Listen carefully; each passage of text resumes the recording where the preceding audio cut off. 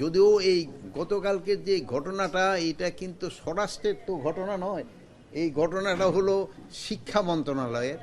এখানে ঢাকা ইউনিভার্সিটি ছাত্রদের সাথে 7 কলেজের ছাত্রদের যে একটা মানে হয়েছে, বাকবিতণ্ডা যেটা হয়েছে, এটা শিক্ষা মন্ত্রণালয়ের সাবজেক্ট।